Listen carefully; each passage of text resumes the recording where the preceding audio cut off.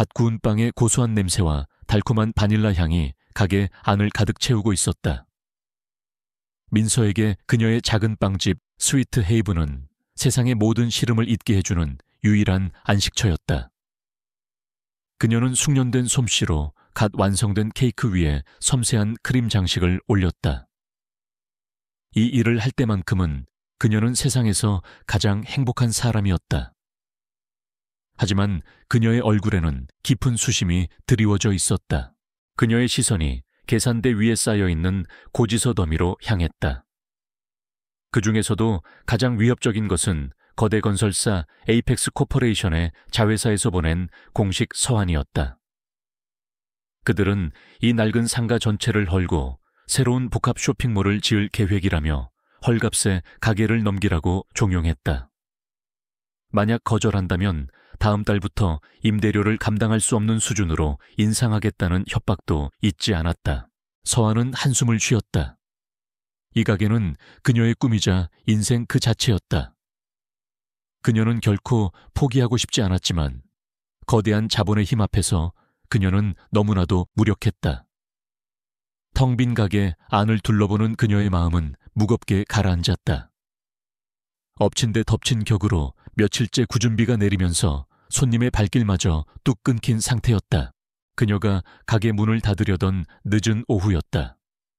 가게 입구 처마 밑에서 웅크리고 있는 작은 형체를 발견한 것은 처음에는 길고양인가 싶었지만 자세히 보니 어린 여자아이였다. 아이는 한때는 값비쌌을 법한 옷을 입고 있었지만 지금은 흙투성이가 된 채 찢어져 있었다. 얼굴은 온통 먼지로 얼룩져 있었고 나이에 맞지 않는 깊은 경계심과 두려움이 가득한 커다란 눈으로 진열장의 케이크만 뚫어지게 쳐다보고 있었다. 서아의 마음속에서 연민이 솟아올랐다. 그녀의 눈에는 더러운 거지가 아닌 길을 잃고 굶주린 한 명의 아이만 보일 뿐이었다. 그녀는 잠시 망설였다. 지금 그녀의 사정도 넉넉하지 않았다.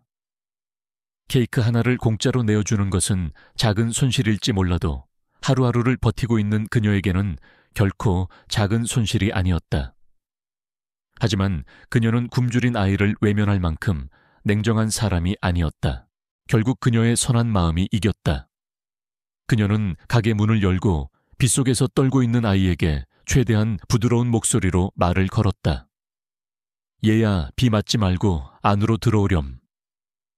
아이는 겁을 먹은 듯 잠시 망설였지만 그녀의 따뜻한 미소에 경계심을 풀고 조심스럽게 가게 안으로 들어섰다. 서아는 남은 빵이 아닌 진열장에서 가장 예쁜 딸기 생크림 케이크 조각을 꺼내 아이에게 건넸다. 그녀는 돈을 요구하지도 아이를 캐묻지도 않았다. 그저 따뜻한 우유 한 잔과 함께 자신의 작은 친절을 내어줄 뿐이었다. 아이는 마치 겁먹은 아기 동물처럼 잠시 망설이더니 조심스럽게 포크를 집어들었다. 그리고 케이크를 한 입 먹는 순간 아이의 커다란 눈에서 굵은 눈물 한 방울이 흘러내려 더러운 뺨을 타고 크림 위로 떨어졌다. 그것은 슬픔과 안도가 뒤섞인 눈물이었다. 서아는 아무것도 묻지 않고 그저 아이가 케이크를 다 먹을 때까지 조용히 곁에 앉아 있어 주었다. 아이는 개걸스럽게 먹지 않았다. 마치 아주 오랫동안 굶주렸던 것처럼 조용하지만 절박하게 음식을 음미했다. 서아는 아이에게 이름이 무엇인지 부모님은 어디 계신지 물었지만 아이는 그저 고개를 저을 뿐 단 한마디도 하지 않았다. 케이크 접시가 깨끗하게 비워졌다. 창밖의 비는 그칠 기미가 보이지 않았다. 서아는 이제 정말 가게를 닫아야 한다는 것을 알았다. 그녀는 이 아이를 책임질 수 없었다.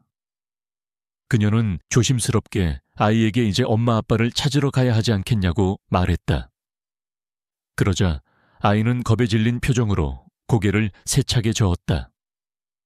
그리고 밖으로 나가기는커녕 오히려 가게 안쪽으로 한 걸음 더 들어섰다. 아이는 떠나기를 거부하고 있었다. 서아는 곤란한 표정으로 자신의 가게에 피난처를 청한 이 침묵의 손님을 바라보았다. 그녀의 이성은 당장 경찰에 신고해서 이 문제에서 벗어나라고 말하고 있었다. 하지만 그녀의 마음은 차마 그럴 수 없다고 외치고 있었다. 이 작고 신비로운 아이는 마치 운명처럼 그녀의 삶 속으로 걸어 들어왔다. 그리고 서한은 자신의 인생이 이제 결코 예전처럼 단순하지 않을 것임을 직감했다. 민서와의 이성과 감성이 치열하게 싸웠다. 이성은 당장 아이를 경찰에 인계하고 더 큰 문제에 휘말리기 전에 발을 빼라고 속삭였다. 하지만 그녀의 마음은 겁에 질린 아이의 눈빛을 외면하지 못했다. 그녀의 눈에 비친 아이는 해결해야 할 문제가 아닌 보호가 절실히 필요한 한 명의 연약한 존재였다. 결국 그녀의 따뜻한 마음이 이겼다. 그녀는 빵집의 현관문을 굳게 잠그며 아이를 향해 부드럽게 말했다. 알았어. 그럼 오늘 밤만이야. 언니랑 같이 있자. 서한은 아이를 데리고 빵집 위층에 있는 자신의 작고 소박한 다락방으로 올라갔다. 그곳은 비록 좁고 낡았지만 언제나 청결하고 따뜻했으며 책과 빵 냄새가 어우러진 아늑한 공간이었다. 그녀는 아이에게 따뜻한 물로 목욕을 시켜주었다. 흙먼지를 닦아내자 아이의 속옷이 아주 고급스러운 원단으로 만들어졌다는 것과 팔뚝에 희미하게 멍이 들어있다는 것을 발견했다. 단순한 가출이 아닐지도 모른다는 생각이 그녀의 머리를 스쳤다. 그녀는 아이에게 자신의 낡고 부드러운 티셔츠를 입혀주었다. 아이의 작은 몸에는 원피스처럼 헐렁했다. 두 사람은 소박하지만 정성껏 차린 저녁을 함께 먹었다. 서한은 식사를 하는 내내 조심스럽게 아이에게 말을 걸었지만 아이는 고개를 끄덕이거나 젓는 것으로만 의사를 표현할 뿐 끝까지 입을 열지 않았다. 아이는 오직 깊고 커다란 눈으로 그녀를 바라볼 뿐이었다. 서한은 자신의 침대를 아이에게 내어주고 자신은 소파에서 자기로 했다. 아이가 곤히 잠든 것을 확인한 후에야 그녀는 피곤한 몸을 이끌고 텔레비전을 켰다. 심야 뉴스 프로그램이 막 시작되고 있었다. 바로 그때 정규 방송을 중단하는 긴급 속보가 화면을 채웠다. 화면에는 대한민국 재계를 움직이는 마이다스 그룹의 총수 안도연 회장의 냉철한 얼굴이 나타났다. 앵커는 다급한 목소리로 전했다. 안도연 회장의 외동딸인 6살 안유라 양이 오늘 아침부터 실종되어 경찰이 대대적인 수색에 나섰다는 소식이었다. 그리고 다음 순간 화면에 유라 양의 사진이 크게 떠올랐다. 서한은 숨을 멈췄다. 사진 속에서 환하게 웃고 있는 아이는 바로 지금 자신의 침대에서 세상 모르고 잠들어 있는 바로 그 아이였다. 그녀의 심장이 미친 듯이 뛰기 시작했다. 그녀의 가게에 찾아왔던 작은 거지는 대한민국에서 가장 강력하고 두려운 남자의 하나뿐인 딸이었다. 그녀는 지금 실종된 재벌가의 상속녀를 보호하고 있는 셈이었다. 뉴스에서는 거액의 보상금을 내걸었지만 동시에 아이가 납치되었을 가능성을 경고하며 아이를 데리고 있는 의심스러운 인물을 즉시 신고하라고 당부하고 있었다. 그녀의 첫 번째 본능은 화면에 나온 번호로 당장 전화하는 것이었다. 하지만 그녀는 망설였다. 아이가 보여주었던 극도의 공포가 마음에 걸렸다. 아이는 마치 납치범에게서 도망친 아이가 아니었다. 아이는 무언가로부터 혹은 누군가로부터 필사적으로 도망치는 것처럼 보였다. 경찰이나 회사에 연락하는 것이 과연 아이를 위한 최선의 선택일까? 어쩌면 아이를 다시 그 공포 속으로 밀어넣는 일이 될지도 모른다. 서한은 잠든 아이의 곁으로 다가갔다. 아이는 며칠 만에 처음이라는 듯 깊고 평화로운 잠에 빠져 있었다. 아이의 얼굴에는 더 이상 두려움의 그림자가 없었다. 이 아이는 더 이상 뉴스 속의 실종 아동이나 거액의 보상금이 걸린 존재가 아니었다. 오직 그녀만을 믿고 의지한 상처받기 쉬운 한 명의 아이였다. 서한은 결심을 굳혔다. 그녀는 오늘 밤 당국에 연락하지 않을 것이다. 그녀는 유라를 보상금을 위해 돌려줘야 할 분실물처럼 취급하지 않을 것이다. 아침이 밝아올 때까지 기다릴 것이다.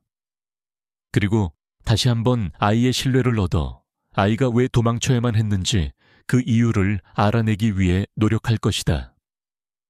그녀의 역할은 이제 단순한 친절한 이방인에서 단호한 보호자로 바뀌고 있었다. 그 시각 서아의 작은 다락방 밖에서는 온 도시가 실종된 상속녀를 찾기 위해 아수라장이 되어 있었다. 수백 대의 경찰차와 안도현 회장의 사설 경호팀이 밤새도록 거리를 샅샅이 뒤지고 있었다.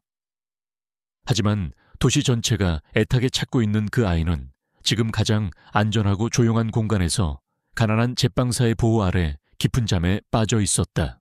민서아의 작은 다락방이 폭풍의 눈처럼 고요했던 그 시각. 진짜 폭풍의 중심은 마이다스 그룹의 본사 꼭대기층에 마련된 임시 상황실이었다. 벽면을 가득 채운 지도와 CCTV 영상들 쉴 새 없이 울리는 전화벨 소리. 그 혼돈의 한가운데 안도현 회장은 섬처럼 홀로 서 있었다. 그는 잠을 자지 못했지만 그의 눈은 피로 대신 차가운 분노로 불타고 있었다. 그는 자신의 경호팀장을 세워놓고 철옹성 같던 저택에서 어떻게 딸아이가 흔적도 없이 사라질 수 있었는지 그 모든 경비 실패의 과정을 얼음처럼 차가운 목소리로 해부하고 있었다. 그의 분노는 단순한 질책이 아니었다. 그것은 자신의 완벽하게 통제된 세계에 균열이 생겼다는 사실에 대한 참을 수 없는 모욕감과 딸을 잃었다는 뼈아픈 공포가 뒤섞인 것이었다. 겁에 질린 경호팀장을 내보낸 뒤 그는 잠시 홀로 남았다. 그러자 강철 같던 CEO의 가면이 잠시 무너져 내렸다. 그는 책상 위에 놓인 딸 유라의 사진을 바라보았다. 그의 눈빛이 절망으로 흔들렸다. 그는 단지 귀중한 자산을 잃어버린 것이 아니었다. 그는 세상의 전부와도 같았던 자신의 아이를 잃어버린 것이었다. 그는 딸을 깊이 사랑했다. 하지만 그의 사랑은 아이를 세상의 위험으로부터 보호하기 위해 아이의 주위에 높은 벽을 쌓아 올리는 방식이었다. 어쩌면 바로 그 숨막히는 완벽함이 아이를 도망치게 만든 원인이었을지도 모른다. 그의 마음속에 처음으로 희미한 죄책감과 자기회의가 싹트기 시작했다. 그때 그의 충직한 비서인 최 실장이 들어왔다. 최 실장은 유라의 비밀을 아는 몇 안 되는 사람 중 하나였다. 그는 안 그래도 복잡한 회장의 마음에 또 다른 걱정거리를 얹어야만 했다. 회장님 이틀 뒤로 예정된 해외 테크 기업과의 합병 최종 협상 건 말입니다. 시간이 얼마 남지 않았습니다. 그 합병은 마이다스 그룹의 미래를 결정지을 중차대한 계약이었다. 안도현은 초조한 듯 마른 세수를 했다. 상대방이 보내온 최종 계약서 초안이 이상해. 무언가 숨기고 있는 것 같은데 정확히 무엇인지 감이 잡히지 않아. 그의 목소리에는 평소와 다른 불안감이 서려 있었다. 최 실장은 그들이 함께 생각하고 있는 것을 조심스럽게 입 밖으로 꺼냈다. 평소 같았으면 아가씨께 먼저 초안을 보여드렸을 텐데요. 그것이 바로 안도현의 가장 큰 비밀이었다. 그의 딸 유라는 단순한 아이가 아니었다. 아이에게는 사람과 상황의 본질을 꿰뚫어 보는 거의 초자연적인 직관력이 있었다. 중요한 계약을 앞두고 그는 항상 유에게 서류를 보여주곤 했다. 아이가 서류를 보고 미소를 지으면 그 계약은 성공했고, 아이가 불안에 차거나 울음을 터뜨리면 그 계약 뒤에는 반드시 숨겨진 함정이 있었다. 유라는 그의 사업적 판단을 완성하는 마지막 열쇠이자 행운의 부적이었다. 하지만 지금 그는 그 부적을 잃어버렸다. 압박은 감정적인 것을 넘어 현실적으로 그를 옥죄어왔다.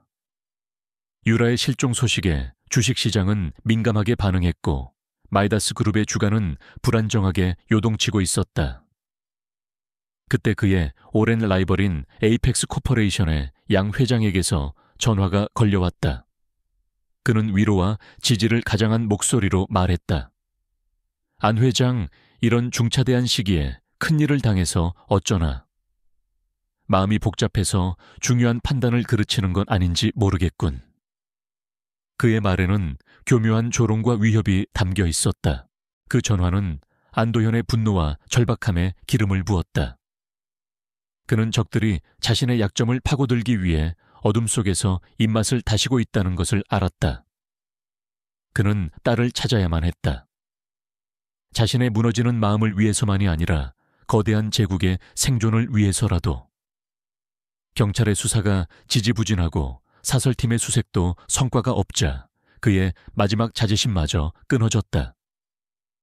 그는 자신이 가장 경멸하는 일, 즉 대중 앞에 나서는 것을 결심했다. 기자회견장에 선 그는 더 이상 강력한 CEO가 아니었다.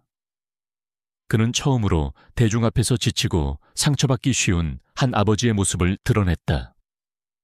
그는 전례 없는 거액의 보상금을 약속했다. 그리고 준비된 원고를 무시하고 카메라를 똑바로 응시하며 딸에게 말했다.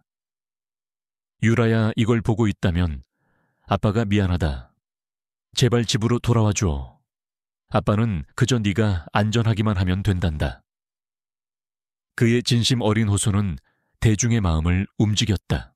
그 시각 서한은 자신의 작은 다락방에서 그 기자회견을 보고 있었다. 그녀는 대한민국에서 가장 강력한 남자가 딸을 위해 무너지는 모습을 보았다. 그의 눈에서 그녀는 진정한 아버지의 고통을 읽었다. 안도현은 더 이상 뉴스 속의 차가운 기업가가 아니었다. 그는 딸을 끔찍이 사랑하는 한 명의 아버지였다. 그녀의 딜레마는 더욱 깊어졌다. 그녀는 아이를 미지의 공포로부터 보호하고 있었지만 동시에 고통받는 아버지로부터 아이를 떼어놓고 있었다. 과연 무엇이 옳은 일일까? 안도현 회장의 기자회견이 있은 다음 날 아침 서한은 여전히 깊은 고뇌에 빠져 있었다. 그녀는 아이를 위해서 그리고 고통받는 아버지를 위해서라도 결정을 내려야 했다. 하지만 아이의 침묵 속에 담긴 미지의 공포를 외면할 수 없었다. 그녀는 딱 하루만 더 아이의 곁에서 신뢰를 쌓고 진실을 알아내기 위해 노력해보기로 결심했다. 그녀는 평소처럼 빵집 문을 열었고 유라는 작은 그림자처럼 그녀의 곁을 맴돌았다. 안전한 공간 속에서 안정을 찾은 유라는 조금씩 자신의 모습을 드러내기 시작했다. 아이는 말없이 서아를 도와 테이블을 닦거나 냅킨을 정리했다. 외부의 압박과 소란과는 대조적으로 빵집 안은 평화롭고 따스한 온기로 가득 차 있었다. 마치 폭풍의 눈 속에 들어와 있는 듯했다. 첫 번째 기적은 갑작스럽게 쏟아지는 비와 함께 찾아왔다. 비를 피하기 위해 한 젊은 여성이 빵집으로 들어왔다.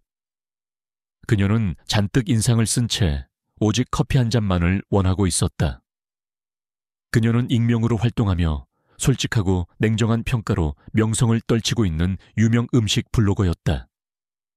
그녀는 가게의 아늑한 분위기와 자매처럼 보이는 서아와 유라의 다정한 모습에 흥미를 느꼈다. 그녀는 별 기대 없이 가장 기본적인 크루아상 하나를 주문했다.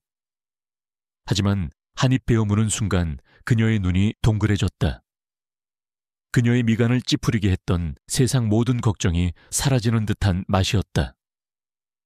그녀는 다른 빵들을 추가로 주문했고 먹을 때마다 감탄을 금치 못했다. 유라는 그녀의 진심 어린 감탄을 느꼈는지 자신이 길게서 주운 작은 들꽃을 그녀에게 수줍게 내밀며 환하게 미소 지었다. 그 순수한 행동에 블로거의 마음은 완전히 녹아내렸다. 하지만 평화는 길지 않았다. 에이펙스 코퍼레이션의 압박이 시작된 것이다. 갑자기 구청 위생과 소속의 감시원이 들이닥쳤다. 그는 서류를 내밀며 민원이 접수되어 불시 위생 점검을 나왔다고 말했다. 하지만 그의 태도는 단순한 점검이 아니었다. 그는 가게를 폐쇄시킬 작정이라도 한 듯 사소한 꼬투리 하나라도 잡기 위해 혈안이 되어 있었다. 서아의 심장이 차갑게 내려앉았다. 감시원은 만족스러운 표정으로 여러 위반 사항을 서류에 적어 내려가기 시작했다. 바로 그때 서아의 불안을 느낀 유라가 그에게 다가갔다. 아이는 아무 말 없이 그의 소매를 잡아당겼다. 그리고 자신이 돕겠다며 조물거리던 모양이 조금 찌그러진 쿠키 하나를 그에게 내밀었다. 무뚝뚝한 감시원은 아이를 귀찮다는 듯 떼어놓으려 했다. 하지만 아이의 크고 맑은 눈을 들여다보는 순간 그의 굳었던 얼굴이 미세하게 흔들렸다. 그는 자신의 딸을 떠올렸다.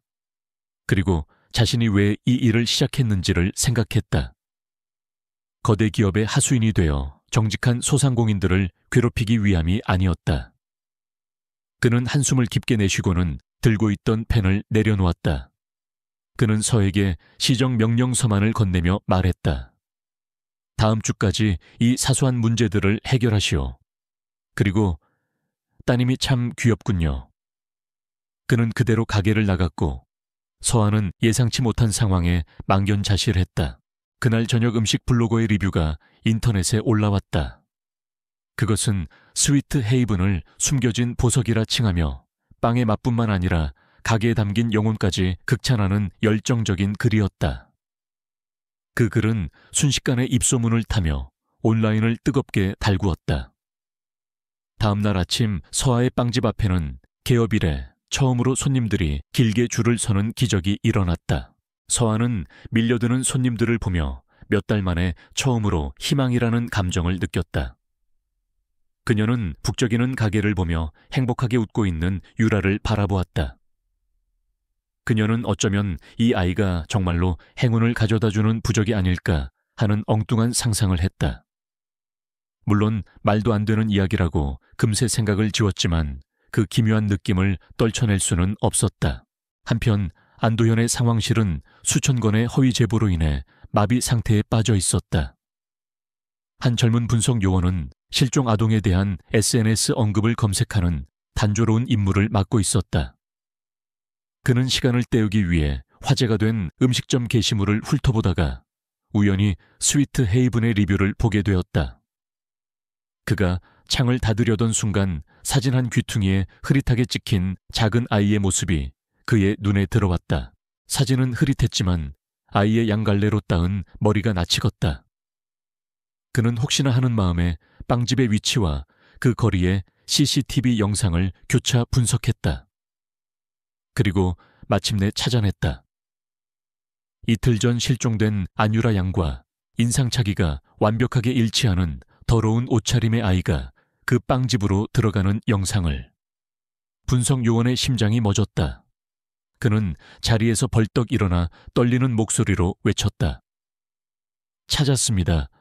아가씨를 찾은 것 같습니다. 찾은 것 같습니다. 젊은 분석 요원의 외침에 며칠 동안 피로와 절망으로 가득 차 있던 상황실의 공기가 순식간에 멈췄다. 모든 활동이 중단되었고 모든 시선이 그의 모니터로 향했다. 긴급 회의 중이던 안도현 역시 한 걸음에 달려왔다. 그는 화면 속 CCTV 영상을 뚫어져라 쳐다보았다. 더러운 옷차림의 작은 아이, 틀림없는 그의 딸 유라였다. 아이가 망설이다가 한 여자를 따라 작은 빵집으로 들어가는 모습이 선명하게 보였다. 그의 가슴 속에서 안도감과 분노가 동시에 휘몰아쳤다. 딸이 살아있다는 안도감, 그리고 자신의 딸을 데리고 있는 저 정체 모를 여자에 대한 차가운 분노. 그의 머릿속에서 그 여자는 즉시 유괴범으로 규정되었다. 그는 빠르고 정확하게 명령을 내렸다. 그 거리의 모든 카메라로 라이브 피드를 연결해 전술팀을 출동시켜. 내가 직접 간다. 사이렌은 울리지 마. 절대적인 정숙을 유지해. 그는 유괴범을 자극하고 싶지 않았다. 그는 검은색의 눈에 띄지 않는 SUV 차량에 올라탔다. 도시의 풍경이 흐릿하게 차창 밖으로 스쳐 지나갔다. 그의 머릿속은 온갖 최악의 시나리오로 가득 차 있었다. 거리에서 더러운 모습으로 혼자 떨고 있었을 딸의 모습이 그의 심장을 고문했다. 그는 빵집의 그 여자에 대해 상상할 수 있는 가장 나쁜 그림들을 그렸다. 전문적인 납치 조직의 일원일까? 아니면 우연히 아이를 발견하고 보상금을 노리고 숨기고 있는 것일까? 마침내 그들이 빵집 근처에 도착했다. 바이럴 블로그 포스팅 덕분에 빵집이 있는 거리는 활기로 가득 차 있었다. 안도현의 전술팀은 이미 행인 배달원 시설 노동자 등으로 위장한 채 블록 전체에 조용한 포위망을 형성하고 있었다. 그들은 회장의 명령만 떨어지면 즉시 빵집을 급습할 준비가 되어 있었다. 안도현은 차에 짙게 선팅된 유리창 너머로 빵집을 지켜보았다. 그곳은 범죄자의 은신처처럼 보이지 않았다. 오히려 따뜻한 불빛과 행복한 손님들로 가득 차 있었다. 그는 고성능 쌍안경을 꺼내 빵집 내부를 들여다보았다. 그리고 다음 순간 그의 심장을 멈추게 한 광경이 펼쳐졌다. 그의 딸 유라는 묶여있거나 울고 있지 않았다. 아이는 깨끗하게 씻은 모습으로 부드럽고 헐렁한 티셔츠를 입고 머리를 단정하게 빗어 넘긴 채 작은 테이블에 앉아 있었다. 아이의 앞에는 반쯤 먹은 마들렌이 놓여 있었다. 그리고 아이는 웃고 있었다. 집에서 그가 보던 예의 바르고 강요된 미소가 아니었다. 순수한 만족감으로 빛나는 진심으로 행복한 미소였다. 아이는 카운터 뒤에 있는 여자 민서아를 완전한 신뢰와 애정이 담긴 눈으로 바라보고 있었다. 서아는 손님들을 응대하느라 바빴지만 유라와 눈이 마주치자 따뜻하고 자애로운 미소를 지어 보였다. 그곳은 납치의 현장이 아닌 세상에서 가장 평화롭고 안전한 안식처의 모습이었다. 안도현의 머릿속이 하얘졌다. 분노는 온데간데 없고 깊은 혼란만이 남았다. 그는 전술팀에게 대기 명령을 내리고 최 실장만을 데리고 차에서 내렸다. 그가 빵집을 향해 걸어가자 그의 얼굴을 알아본 손님들이 놀라며 길을 터주었다. 가게 문 위에 달린 종이 맑은 소리를 내며 울렸다. 카운터에서 일하던 서아는 고개를 들었고 뉴스에서 보았던 남자의 얼굴을 확인하는 순간 심장이 바닥으로 떨어지는 듯했다. 유라 역시 아빠를 보았다. 아이의 얼굴에서 미소가 순식간에 사라지고 그 자리에 공포가 들어찼다. 아이는 들고 있던 빵을 떨어뜨리고는 아빠를 향해 달려가는 대신 비명을 지르며 서아의 등 뒤로 달려갔다. 아이는 서아의 앞치마 자락을 붙잡고 그녀의 다리 뒤에 숨어 필사적으로 매달렸다. 모든 것이 멈췄다. 잃어버린 공주를 되찾기 위해 온 강력한 황제는 정작 공주가 구출되기를 원하지 않는다는 잔인한 현실과 마주했다. 서아는 떨고 있는 아이를 자신의 앞으로 보호하며 무슨 말을 해야 할지 필사적으로 생각했다. 빵집 안의 모든 사람들이 숨을 죽였다. 잃어버린 딸을 찾았다는 안도감은 어째서 내 아이가 나를 이토록 두려워하는가 라는 고통스러운 질문에 완전히 뒤덮여 버렸다. 아버지와 제빵사는 겁에 질린 작은 아이를 사이에 두고 말없이 서로를 마주볼 뿐이었다. 수임랑창 탕바오트룸 라이티엠반노. 안도현은 딸에게 다가가기 위해 애썼다. 그의 목소리는 평소와 달리 부드러웠다. 유라의 아빠야, 이제 집에 가자. 하지만 아이는 울음을 터뜨리며 서아의 등 뒤로 더욱 깊숙이 숨어버렸다. 수많은 사람들이 지켜보는 앞에서 딸에게 거부당한 것은 그의 자존심에 깊은 상처를 남겼다. 그의 고통과 혼란은 이내 아내를 잃었을 때와 같은 의심과 분노로 변해 서아를 향했다. 그는 이 모든 상황의 원인이 그녀라고 그녀가 딸을 세뇌하거나 조종했을 것이라고 단정했다. 그는 경호원들에게 모든 손님들을 내보내고 가게 문을 닫으라고 명령했다. 이제 빵집 안에는 세 사람과 최 실장만이 남았다. 안도현의 냉철한 CEO로서의 모습이 다시 돌아왔다. 그는 서아를 신문하기 시작했다. 그의 목소리는 날카롭고 비난으로 가득 차 있었다. 당신 정체가 뭐지? 왜 내 딸이 당신과 함께 있는 거지? 아이가 누구인지 알고 있었나? 뉴스도 봤을 테고 보상금에 대해서도 들었을 텐데. 왜 신고하지 않았지?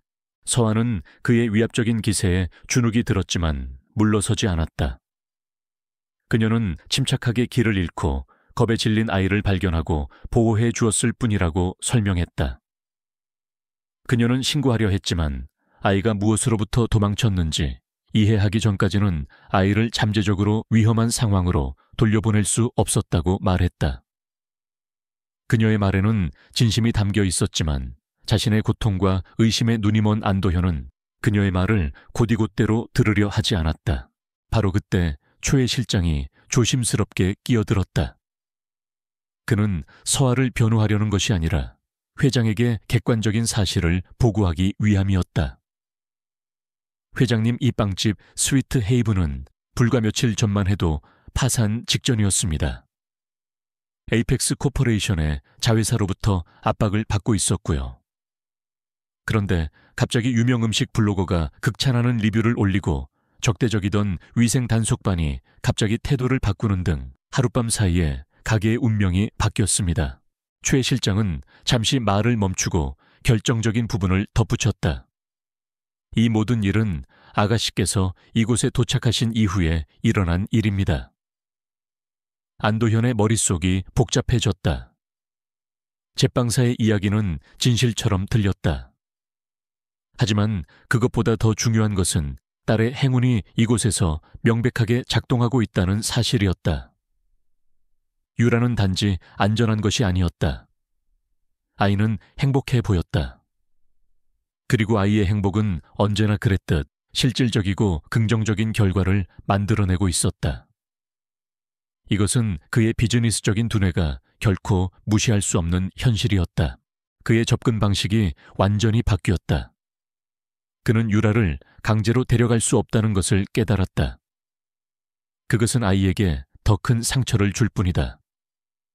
그는 또한 이 여자가 의도가 무엇이든 간에 현재 딸의 안정을 유지하고 자신의 행운을 되찾을 수 있는 유일한 열쇠라는 것을 인정해야만 했다. 그는 아버지의 역할을 버리고 다시 CEO의 가면을 썼다. 그는 마치 적대적 협상을 하듯 차갑고 계산적인 제안을 내놓았다. 실종 아동 미신고에 대한 책임은 묻지 않겠소. 당신의 재정적인 문제와 에이펙스로부터의 압박도 내가 해결해주지. 이 건물을 사들이고 당신의 모든 빚을 청산하고 사업 확장을 지원해주겠소. 그 대가로 당신은 계속해서 내 딸을 돌봐줘야 하오. 당신은 내 딸의 공식적인 보호자이자 개인 제빵사가 되는 거요. 이건 비즈니스 계약일 뿐 그 이상도 이하도 아니오. 서아는 충격에 휩싸였다. 그녀의 모든 문제가 해결되고 꿈에 그리던 지원을 약속받았지만 그 대가는 무엇인가? 그녀는 고용인이 되고 순수한 친절로 시작된 유라와의 관계는 돈으로 계산되는 관계가 되어버리는 것이다. 그녀는 자존심 때문에 거절하려 했다. 하지만 그녀는 자신에게 매달려 아버지를 두려운 눈으로 바라보는 유라를 보았다. 그녀가 거절한다면 이 아이는 자신이 그토록 두려워하는 삶으로 다시 끌려가게 될 것이다. 그녀는 이것이 굴복이 아니라 아이를 계속해서 지킬 수 있는 유일한 방법이라고 생각했다. 그녀는 그의 제안을 받아들였지만 자신만의 조건을 내걸었다. 그렇게 하죠. 하지만 당신의 돈 때문이 아니에요. 오직 유라를 위해서입니다.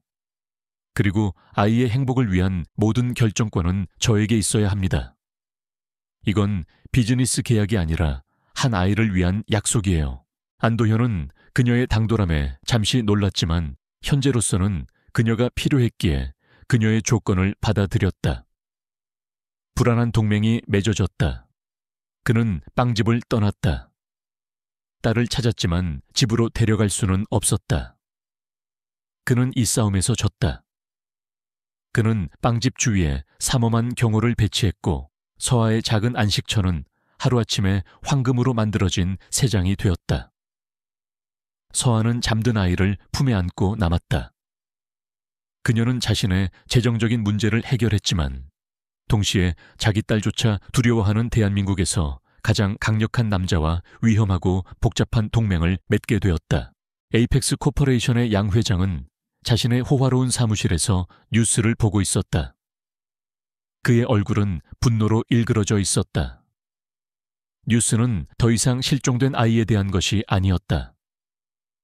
대신 기적처럼 살아난 작은 빵집과 그곳에 갑자기 막대한 관심을 쏟기 시작한 마이다스 그룹의 안도현 회장에 대한 이야기로 가득했다. 그의 계획은 처참하게 실패했다. 안도현의 행운의 부적을 제거하여 그를 불안정하게 만들려던 시도는 오히려 안도현에게 부적을 되찾아주는 결과로 이어졌다. 설상가상으로 안도현은 자신의 딸을 위한 안전가옥을 바로 에이펙스가 야심차게 추진하던 재개발구역 한복판에 마련한 셈이었다. 이것은 단순한 실패가 아니었다. 양 회장에게는 공개적인 굴욕이었다. 그는 안도현이 빵집에 투자한 것을 자신의 안방을 향한 명백한 선전포고로 받아들였다. 그는 개인적인 공격이 실패했으니 이제 전면적인 기업 전쟁을 시작하기로 결심했다. 그의 첫 번째 목표는 안도현이 목숨을 걸고 추진하던 거대 합병 계약이었다. 그는 자신의 팀에게 정교한 흑색 선전을 지시했다. 그들은 해외 유령 회사를 통해 마이다스 그룹이 재정적으로 위험하며 3분기 실적이 최악일 것이라는 내부 문서를 익명으로 금융 블로거들에게 흘렸다. 그 루머는 합병을 앞둔 신중한 해외 파트너들을 흔들기에 충분할 만큼 교묘하게 조작되었다. 모든 것은 최종 계약서에 서명하기 불과 며칠 전에 터져 나왔다. 동시에 스위트 헤이븐을 향한 압박도 더욱 거세졌다. 이전의 위생 단속이 은밀한 괴롭힘이었다면 이제는 노골적인 공격으로 변했다. 에이펙스의 자회사는 서에게 사소한 건축법 위반을 문제 삼아 프로젝트를 방해하고 있다는 내용의 법적 고소장을 보내왔다. 빵집 주변에서는 의도적으로 공사 소음과 먼지를 일으켜 손님들의 발길을 끊으려는 비열한 공작도 서슴지 않았다. 하지만 이제 상황은 달라져 있었다. 서하의 작은 빵집 뒤에는 마이다스 그룹이라는 거대한 법률 군단이 버티고 있었다. 안도현의 변호사들은 에이펙스의 공격을 압도적인 힘으로 맞받아쳤다. 그들은 건축법 위반이 조작되었음을 증명하고 업무 방해로 역고소했으며 소음 공사에 대한 중지가처분 신청까지 받아냈다. 이 외부의 압박은 역설적으로 안도현과 서하를 더욱 강력한 파트너로 만들었다. 그는 더 이상 고객이 아니었고 그녀 역시 단순한 제빵사가 아니었다. 그들은 공동의 자산을 지키기 위해 함께 싸우는 동지였다. 서하는 그의 제국이 움직이는 압도적인 힘에 놀랐고 그는 그녀의 침착함과 날카로운 통찰력에 감탄했다. 그들의 관계에서 어색함은 사라지고 함께 참호 안에 있는 전우회와 같은 굳건한 신뢰가 자리 잡기 시작했다. 하지만 양 회장이 퍼뜨린 루머는 효과를 발휘하기 시작했다. 최 실장은 안도현에게 해외 파트너들이 마이다스 그룹의 재정 건전성에 대한 해명을 요구하는 긴급 회의를 요청해왔다고 보고했다. 사실로 루머를 반박할 수는 있었지만 한번 심어진 의심의 씨앗은 신뢰관계에 치명적인 균열을 만들고 있었다. 딸 유렉에서 어떤 신호도 읽을 수 없었던 안도현은 더욱 초조해졌다. 그날 밤 안도현은 자신의 사무실에서 부정적인 재무 보고서들을 보며 처음으로 패배감을 느꼈다. 압박은 상상 이상이었다. 그때 그의 전화가 울렸다. 최 실장이 아닌 서하였다. 그녀는 단지 그가 괜찮은지 확인하기 위해 전화했을 뿐이었다. 그녀는 유라가 오늘 아주 즐거운 하루를 보냈으며 자신의 집을 지키는 용감한 아빠 사자 그림을 그렸다고 전해주었다. 그 소박하고 사적인 메시지는 그의 모든 사업적인 불안감을 단번에 날려버렸다. 그것은 그가 지금 왜 싸우고 있는지를 다시 한번 상기시켜 주었다. 이것은 단지 합병이나 죽에 대한 싸움이 아니었다. 그것은 스위트 헤이븐에서 그가 발견한 새롭고 연약한 자신의 세계를 지키기 위한 싸움이었다. 그의 눈빛이 다시 단단해졌다. 양 회장은 이것이 비즈니스 전쟁이라고 생각하겠지만 그는 틀렸다. 이 싸움은 이제 지독하게 개인적인 것이 되어버렸다. 마이다스 그룹 변호인단의 강력한 대응으로 에이펙스 코퍼레이션의 비열한 공작은 잠시 소강 상태에 접어들었다. 스위트 헤이븐은 다시 평화를 되찾았고 그 작은 공간은 세 사람에게 세상의 모든 폭풍우를 막아주는 안전한 피난처가 되어주었다. 서아는 율에게 쿠키 위에 그림을 그리는 법을 가르쳐 주었고 안도현은 지독하게 힘든 회의를 마친 뒤 빵집에 들러 그 모습을 지켜보는 것을 유일한 낙으로 삼고 있었다.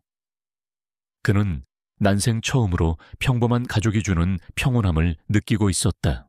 하지만 평화의 시간은 길지 않았다. 운명의 합병 협상일이 코앞으로 다가오고 있었다. 안도현은 여전히 최종 결정을 내리지 못하고 고뇌하고 있었다. 그는 결국 두꺼운 계약서 초안 뭉치를 들고 빵집을 찾았다. 율에게 직접 보여주기 위함은 아니었지만 그는 딸의 곁에 있을 때 비로소 문제의 본질에 더 가까이 다가갈 수 있다고 느꼈다. 그는 서아가 일하는 동안 테이블에 앉아 복잡한 조항들을 검토하기 시작했다. 즐겁게 놀던 유라가 계약서 서류 가방이 놓인 테이블 근처로 다가왔다. 아이는 가방 안을 보지 않았지만 그 앞에 우뚝 멈춰 섰다. 아이의 얼굴에서 미소가 사라지고 뚜렷한 공포와 불안감이 그 자리를 대신했다. 아이는 마치 위험한 물건이라도 되는 듯 서류 가방에서 뒷걸음질 쳤다. 아이의 미묘하지만 극적인 감정 변화를 가장 먼저 알아차린 것은 서아였다. 서류에 몰두해 있던 안도현은 그 사실을 전혀 눈치채지 못했다. 걱정이 된 서아는 그림 도구를 가져와 유라의 주의를 환기시키려 했다. 그녀는 아이에게 빵집이나 케이크처럼 행복한 것을 그려보라고 말했다. 하지만 유라는 검은색 크레용을 집어들더니 무언가에 홀린 듯 기묘한 집중력으로 그림을 그리기 시작했다. 완성된 그림은 행복한 그림이 아니었다. 그것은 비록 서툴렀지만 사악한 눈으로 작은 꽃 한 송이를 노려보고 있는 거대하고 불길한 뱀의 모습이었다. 서아는 그 그림을 보고 등골이 서늘해지는 것을 느꼈다. 그녀는 율에게 그것이 무엇인지 물었다. 아이는 말없이 떨리는 손가락으로 자신이 그린 뱀 그림을 가리켰다. 그리고 다음 순간 그 손가락은 정확히 안도현의 서류 가방을 향하고 있었다. 아이의 메시지는 너무나도 명백했다. 바로 그 순간 서아의 머릿속에서 모든 조각들이 맞춰졌다. 빵집에 찾아왔던 기적들, 위생 단속반의 갑작스러운 태도 변화, 그리고 지금 이 그림까지. 그녀는 마침내 유라의 직관력이 진짜이며 그것이 강력한 힘을 가지고 있다는 사실을 받아들였다. 행운의 부적은 단순한 환상이 아니었다. 그녀는 진지한 표정으로 안도현에게 다가가 그림을 보여주며 방금 일어난 일을 설명했다. 어떻게 설명해야 할지 모르겠어요. 하지만 유라가 당신에게 경고하고 있어요. 아이는 저 서류 가방 안에 있는 무언가를 몹시 두려워하고 있어요. 이 계약 무언가 잘못됐어요. 위험해요. 그녀의 목소리는 확신에 차 있었다. 하지만 안도현은 깊은 갈등에 휩싸였다. 아버지로서는 딸의 고통을 무시할 수 없었지만 CEO로서는 아이의 그림과 제빵사의 집값만으로 수조 원짜리 계약을 결정할 수는 없었다. 그의 논리적이고 데이터 중심적인 사고방식이 그것을 거부했다. 그는 심지어 약간 무시하는 투로 말했다. 아이는 그저 스트레스를 받고 있는 우리 분위기를 감지한 것뿐이오. 너무 예민하게 반응할 필요 없어. 그의 반응에 서아는 좌절감을 느꼈다. 당신은 아이를 행운의 부적이라고 부르면서 정작 아이를 믿지는 않는군요. 아이가 좋은 소식을 가져올 때는 행운이라고 믿고 아이가 당신을 구하기 위해 경고할 때는 무시하는 건가요? 그녀의 날카로운 비난은 그의 정곡을 찔렀다. 그것은 사실이었기 때문이다. 서아의 말은 그가 빵집을 떠난 후에도 오랫동안 그의 머릿속을 맴돌았다. 그는 차가운 이성의 세계인 자신의 상황실로 돌아왔다. 재무 예측과 시장 분석 모든 데이터는 이 계약이 약간의 위험은 있지만 성공적인 거래가 될 것이라고 말하고 있었다. 하지만 그는 딸의 겁에 질린 얼굴과 뱀 그림을 그리고 서아의 확신에 찬 목소리를 떨쳐낼 수 없었다. 그는 처음으로 자신의 데이터가 불완전할 수 있으며 배신이라는 수치화할 수 없는 변수가 존재할 수 있다는 가능성을 생각했다. 그는 최 실장에게 전화를 걸었다. 그의 목소리에는 새로운 결의가 담겨 있었다. 내일 오전 스케줄 전부 취소해. 정보팀에게 양 회장의 개인 자금 흐름과 해외 파트너들과의 과거 이력에 대해 마지막으로 심층 조사를 하라고 지시해. 더 깊이 파고들어. 그가 모든 것에 대해 거짓말을 하고 있다고 가정하고 시작해. 그는 아직 직관을 완전히 믿기로 결정하지는 않았다. 하지만 이제 그는 서아와 유라가 경고했던 그 뱀을 직접 찾아 나서기 시작했다. 마이다스 그룹의 운명을 결정지을 합병 최종 회의가 열리는 날. 본사 컨퍼런스룸의 공기는 살얼음판처럼 팽팽했다. 해외 파트너사의 대표인 해리슨 회장을 비롯한 임원진의 얼굴은 굳어 있었다. 그리고 그들 곁에는 업계 전문가 자격으로 초청된 에이펙스 코퍼레이션의 양 회장이 앉아 있었다. 그는 안도현의 몰락을 바로 눈앞에서 지켜보기 위해 이 자리에 왔다. 그의 얼굴에는 의기양양한 미소가 떠나지 않았다. 안도현은 회의 테이블 상석에 앉아 있었다. 그는 피곤해 보였지만 눈빛만은 그 어느 때보다 단호했다. 그의 머릿속에는 회의장을 향하기 전 서아가 해준 말이 맴돌고 있었다. 데이터가 아닌 당신의 마음이 옳다고 말하는 것을 믿으세요.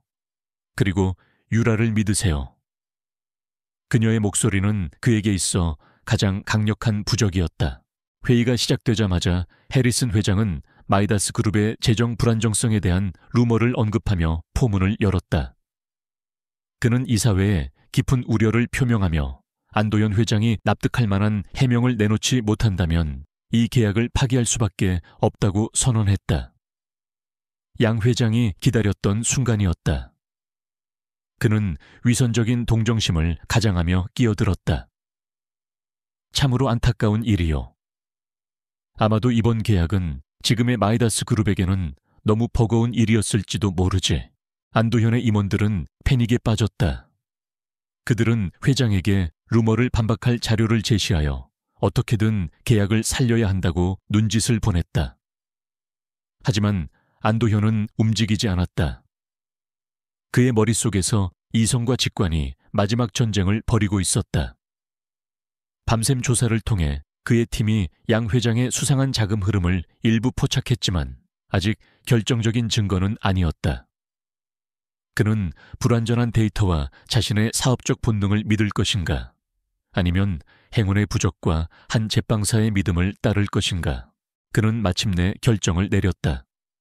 그는 손을 들어 소란스러운 회의실을 조용히 시켰다. 해리슨 회장님 우려하시는 것이 당연합니다. 하지만 회장님께서 생각하시는 이유 때문이 아닙니다. 그는 양 회장을 똑바로 쳐다보며 말했다. 저는 이 계약이 단지 불안정한 것이 아니라 처음부터 함정이었다고 믿습니다. 그의 폭탄 선언에 회의실은 충격으로 술렁거렸다. 그는 스스로 수조 원짜리 계약을 공중분해시킨 셈이었다. 그는 최 실장에게 밤샘 조사의 결과를 스크린에 띄우라고 지시했다. 화면에는 양 회장의 수상한 자금 흐름과 루머를 퍼뜨린 유령 회사와의 연결고리가 나타났다. 양 회장의 사보타주 행위가 명백하게 드러났다. 하지만 해리슨 회장은 여전히 회의적이었다. 이것만으로는 계약 자체가 함정이라는 것을 증명할 수는 없었다. 안도현은 말을 이었다. 이 사보타주는 진짜 범죄를 숨기기 위한 연막에 불과했습니다. 그는 더 깊은 분석 자료를 제시했다. 그의 팀은 이번 합병의 핵심 자산인 해외 파트너사의 원천기술 특허권이 최근 몇몇 익명의 법인들에게 담보로 잡혀 있다는 사실을 알아냈다. 양 회장은 당황한 기색을 감추려 애썼다. 회의가 진행되는 동안에도 안도현의 정보팀은 필사적으로 익명 법인들의 암호를 해독하고 있었다. 바로 그때 그의 태블릿의 메시지 하나가 도착했다. 그는 메시지를 확인하고는 차가운 미소를 지으며 고개를 들었다. 그리고 방금 밝혀진 사실에 따르면 이 익명의 법인들은 모두 단 한 사람에게로 연결되는군요. 그는 스크린의 양 회장의 해외 비밀 계좌 정보를 띄웠다. 모든 사기 계획의 전말이 드러났다. 양 회장은 해외 파트너사 내부의 부패 세력과 공모했다. 마이다스 그룹이 막대한 부채를 떠안으며 회사를 인수하면 그들은 즉시 회사를 파산시키고 양 회장은 자신의 비밀 법인을 통해 핵심 자산들을 헐값에 사들일 계획이었던 것이다. 마이다스 그룹에게는 빚더미에 앉은 껍데기만 남게 되는 완벽한 사기극이었다. 모든 것이 드러나자 양 회장은 마침내 이성을 잃었다. 그는 증거가 조작되었다고 소리치며 안도현을 향해 사업가보다 어린애를 믿는 미치광이라고 비난했다. 그 저주받을 계집애, 그때 사라져 버렸어야 했는데. 분노에 찬 그의 입에서 결정적인 자백이 터져 나왔다. 그의 자백과 반박할 수 없는 금융 증거는 그의 운명을 결정지었다. 회의실 문이 열리고 대기하고 있던 경호원들이 이성을 잃고 날뛰는 양 회장을 끌어냈다. 해리슨 회장은 깊이 사과하며 부패 세력을 제외한 새로운 계약을 다시 협상해달라고 애원했다. 안도현은 승리했다. 그는 회사를 재앙으로부터 구해냈다. 하지만 그의 마음속에는 사업적인 승리의 쾌감 대신 다른 종류의 감정이 차오르고 있었다. 그의 머릿속에는 오직 뱀을 보았던 작은 아이와 그 아이를 믿어주었던 한 여자만이 떠올랐다. 그는 자신의 가장 위대한 자산이 회사의 자본이 아닌 딸의 순수한 직관과 서아의 흔들림 없는 신뢰라는 것을 깨달았다. 그는 마침내 머리가 아닌 가슴으로 승리하는 법을 배웠다. 양 회장의 몰락 이후 대한민국 재계의 지형도는 완전히 바뀌었다. 마이다스 그룹은 사기극을 폭로한 후 훨씬 더 유리한 조건으로 합병을 재협상하는 데 성공하며 그 위상을 더욱 공고히 했다. 하지만 가장 큰 변화는 그룹의 실적이 아닌 그룹의 심장부에서 일어나고 있었다. 폭풍이 지나간 스위트 헤이븐에는 이제 완연한 평화가 찾아왔다. 빵집은 연일 행복한 손님들로 북적였고 서아의 얼굴에는 평온한 미소가 떠나지 않았다. 가장 놀라운 변화는 유렉에서 나타났다. 따뜻하고 안정적인 환경 속에서 아이를 올가매던 침묵의 벽이 허물어졌다. 유라는 이제 더 이상 말을 하지 못하는 아이가 아니었다. 그녀는 빵집을 찾아오는 손님들에게 스스럼 없이 말을 걸고 엄마를 돕겠다며 제잘거리는 밝고 사랑스러운 아이가 되어 있었다. 아이의 맑은 웃음소리는 빵집을 가득 채우는 가장 달콤한 향기가 되었다. 안도현 역시 완전히 새로운 사람이 되어 있었다. 그는 더 이상 위압적이고 차가운 CEO가 아니었다. 그는 편안한 옷차림으로 빵집을 찾아와 손님들에게 인사를 건네고 빈 테이블을 치우는 것을 스스럼 없이 도왔다. 그는 사람들과 인간적으로 소통하는 법을 배우고 있었다. 그는 서에게 자신의 지난날의 실수를 고백했다. 자신의 보호가 사실은 딸을 위한 감옥이었으며 서아의 조건 없는 친절과 신뢰가 아이를 해방시킨 열쇠였다는 것을. 어느 날 저녁 그는 서에게 그들의 첫 번째 계약이 이제 끝났다고 말했다. 그녀는 이제 자유였다. 빵집은 온전히 그녀의 것이 되었고 그녀의 모든 빚은 사라졌다. 하지만 그는 새로운 제안을 건넸다. 그것은 더 이상 고용 계약이 아닌 진정한 파트너십에 대한 제안이었다. 그는 그녀의 빵이 가진 힘, 즉 사람들에게 기쁨을 주고 공동체를 만드는 마법을 보았다. 그는 그 스위트 헤이븐의 마법을 더 많은 사람들과 나누고 싶다고 말했다. 그는 그녀에게 마이다스 호텔 앤 리조트 체인의 새로운 디저트 사업부 사장직을 제안했다. 그녀는 완벽한 창작의 자유와 예산 그리고 스위트 헤이븐이라는 자신만의 브랜드를 전 세계적으로 구축할 수 있는 모든 권한을 갖게 될 것이었다. 그는 그녀에게 일자리를 제공하는 것이 아니었다. 그는 그녀의 재능 위에 세워질 새로운 제국을 선물하고 있었다. 서아는 감히 꿈꿔본 적도 없는 거대한 제안에 압도당했다. 그녀는 자신이 찾아낸 이 작고 소박한 행복을 잃게 될까봐 두려웠다. 안도현은 그런 그녀를 안심시켰다. 이 제안의 목적은 거대한 기업 기계가 되는 것이 아니라 그녀의 빵집이 가진 따뜻함을 세상에 퍼뜨리는 것이라고. 그녀는 자신만의 가치와 철학으로 이 새로운 사업부를 이끌 수 있을 것이라고. 그리고 그는 개인적인 진심을 전했다. 그는 더 이상 그녀와 헤어지고 싶지 않다고, 우리가 함께 만들어가기 시작한 이 가족을 잃고 싶지 않다고 말했다. 그는 그녀에게 사업 파트너가 아닌 인생의 파트너가 되어달라고 청혼했다. 그것은 상호 존중과 신뢰 위에 세워진 조용하지만 진실된 고백이었다. 서아는 두 가지 제안을 모두 받아들였다. 그녀의 꿈은 더 이상 작을 필요가 없었다. 1년 후 서울 마이다스 호텔 플래그십의 로비. 스위트 헤이븐 1호점의 그랜드 오프닝 행사가 열리고 있었다. 그곳은 최고급 호텔의 차가운 화려함 대신 서아의 첫 번째 빵집처럼 아늑하고 따뜻한 분위기로 꾸며져 있었다.